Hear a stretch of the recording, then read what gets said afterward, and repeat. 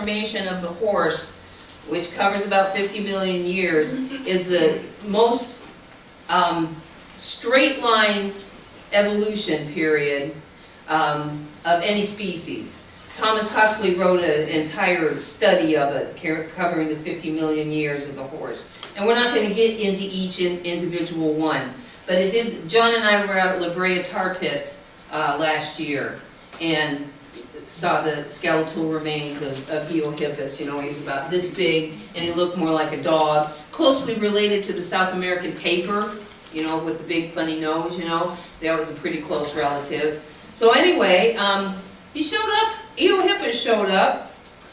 The genus Equus didn't show up until about 3.5 million years ago, and he spread everywhere. He was in the Old World, he was in the New World, he spread everywhere. However, horses, as we know them, the genus Equus, left the New World 12,000 years ago. They disappeared. It was after an ice age, so a lot of them might have died out. A lot of them might have crossed the ice bridge over into Russia or Siberia, but horses were no longer in the New World. They didn't return until 1493, so they haven't been back here for very long, and when they came back, they were in the form of Equus cabeus. Now, in all that amount of time, they were busy evolving on different parts of the world. The first evidence that we have of horse domestication was probably about, maybe, they're saying maybe 5,000 BC, and they were probably just used as a source of food and milk. The first evidence that we have of horses being used as beast of burdens, pulling things, not necessarily riding, but pulling things, they could tell this from drawings on cave walls, was probably 300 to 3,500 years ago, and that was in the area of Kazakhstan. So that's just a kind of a little brief history of Equus cabeus, all right? The amazing thing, other than in the New World, and even after they came to the New World, is what culture, what society would have progressed without the horse. I imagine they would have progressed eventually, but exploration, war, commerce, I mean everything depended on the horse. He's the species that has given us, mankind, more than any other species. As much as I love dogs, you know, they're a close second, but it is the horse. And each area where he went, man started developing breeds. Jen can probably pull the screen up here that show you some of the breeds that were developed in the New World. But we have a book over here, and you guys will have time to look at stuff that has horses from all over the world. And just like the dog, you know, breeds were developed for your desire. What did you need the horse for? What did you need him to do? So let's develop a breed that can do that, okay? When the horses came to the New World, the Indians called him God's dog. They'd never seen anything like him. You know, they knew he wasn't a deer, they knew he wasn't an elk. They saw people riding on him. At first it terrified them to see people on horses. They didn't have any idea what it was. But they quickly learned. And they became probably, I was looking up on the internet today to see who are the greatest horsemen in the world. And one person said it's the Mongols. And we do have a book about the Mongolian horses over there.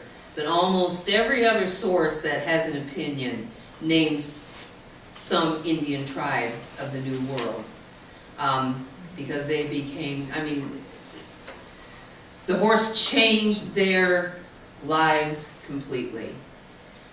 The horse changed my life completely. The horse has changed a lot of people's lives completely. And, I'm going over this one right now, right? Okay. We do want to honor all horses. I personally love all horses, but the sport that Jen and I are involved in, and her dad, is the sport of distance riding. And the premier breed for this sport is the Arabian horse, which is not an American breed, by the way. He was developed in Arabia. And these animals lived in tents with their owners. The bond that they had with their owners was, I imagine the wives had to sleep outside if there wasn't enough room, because it was the horse. And they're an incredible breed.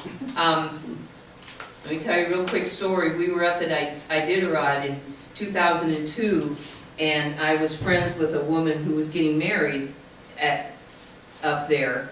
And she came to me and said, "Would you please tell my husband that what I want for a wedding present is an Arabian horse?"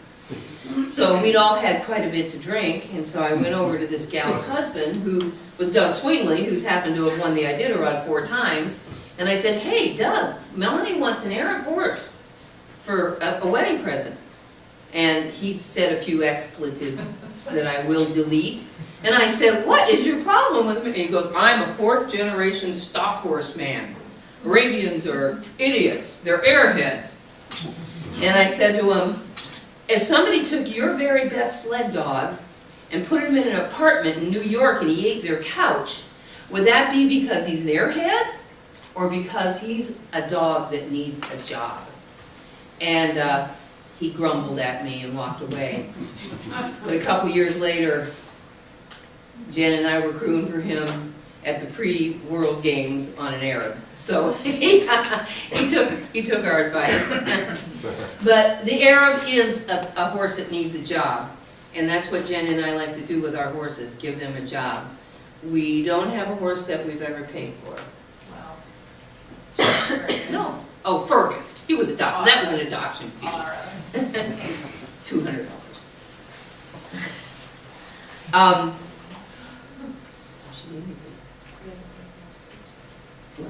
But basically, when people say, "Oh, what are these horses worth?"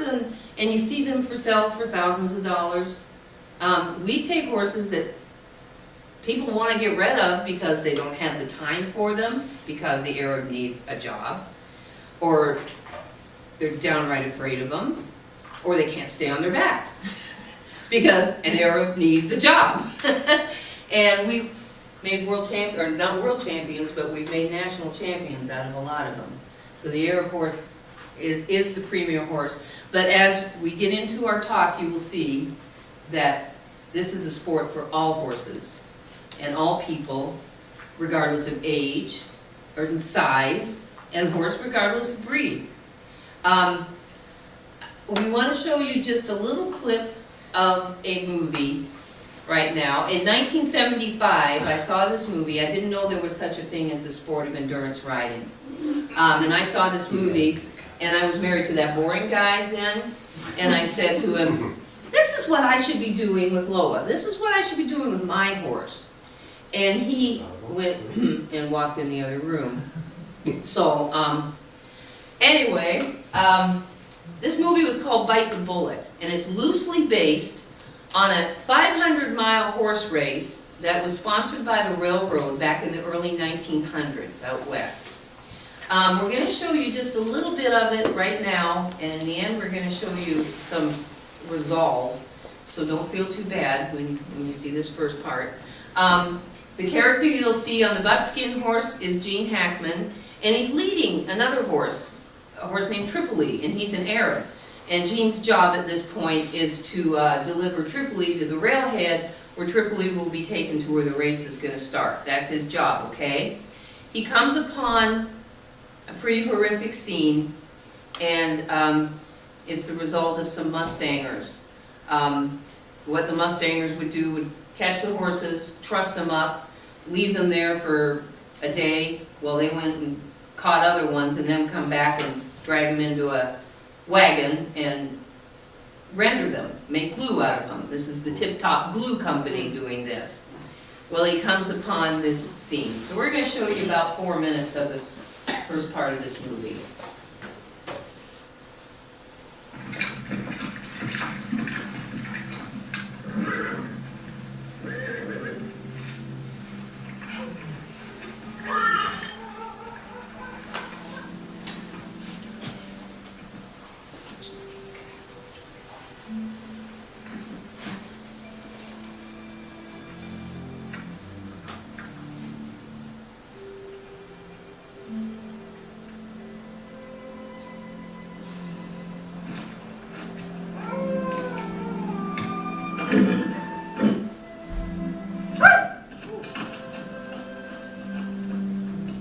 Remember that guy I saw in the bar? That's what he looked like 34 years ago.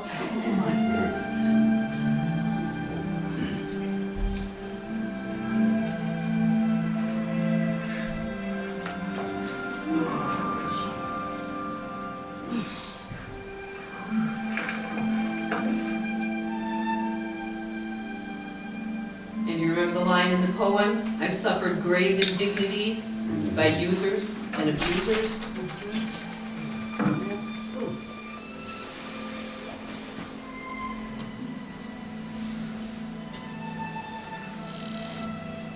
That's me.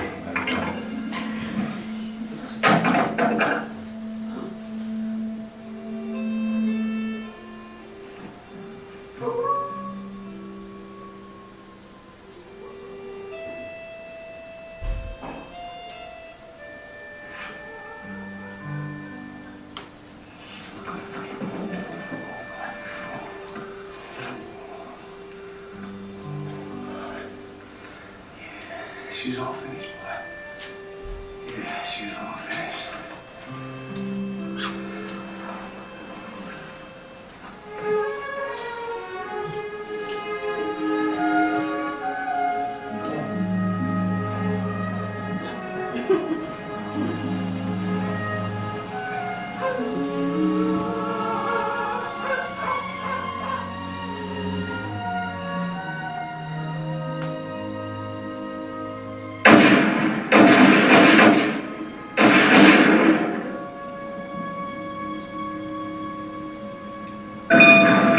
Okay, so I saw this movie and I wondered, and later, if you've never seen this movie, you should get it. It is my favorite movie in the entire world. Incredible cast.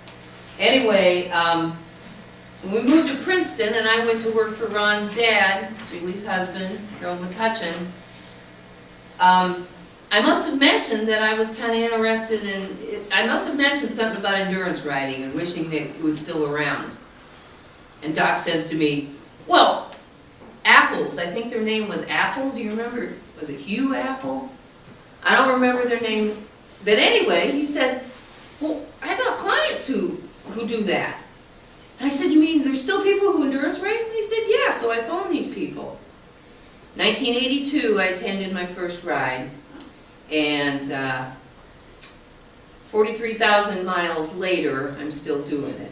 So it's an incredible sport. 1955, out in California, a man by the name of Wendell, Robie, he wondered if the horses today could still do what these horses did in the past. Could they go 100 miles in one day? Could they do 50 miles a day for 10 days in a row? And all his friends said, nah, horses can't do that anymore. They're not tough enough to do that anymore. So he said, well, let's just see if they can. Come and meet me. He said, let's start in Squaw Valley and let's ride to Auburn in one day, which is 100 miles. And so a bunch of them decided to do it, and 7 of them, I think, and Wendell and one of his friends made the whole distance in less than 24 hours. 5 of the others dropped out. Well, that became the first organized endurance ride in the world.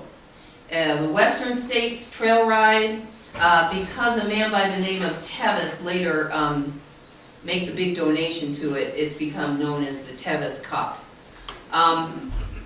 So it's been going now for 53 years, I think, maybe 54, but it's the oldest established endurance ride in the world.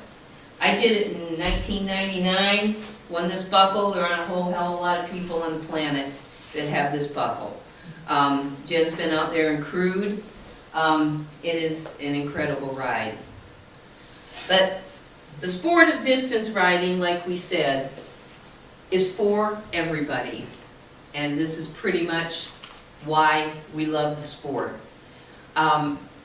We have seen Icelandic ponies, we've seen gaited horses of all types, we've seen quarter horses, Mustangs, thoroughbreds, standardbreds, any kind of, I even saw a a draft horse once, entered in a ride.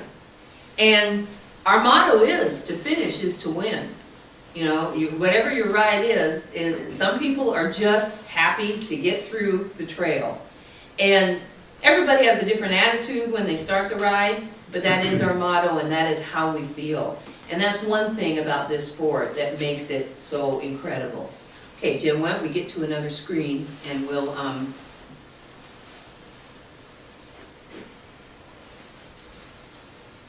this is the actual definition of what distance riding is. And you can pretty much read that yourself.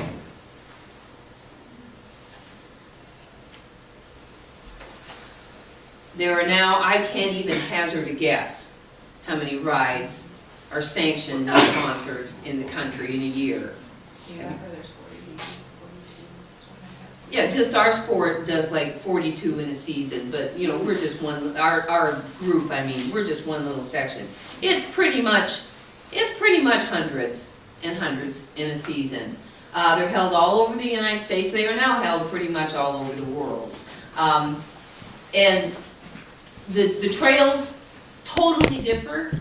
We manage a ride right outside of, well, between Princeton and Rhinette on Larry's personal property, and we hardly even leave his land. Some rides are in state parks. Some rides you ride right through town.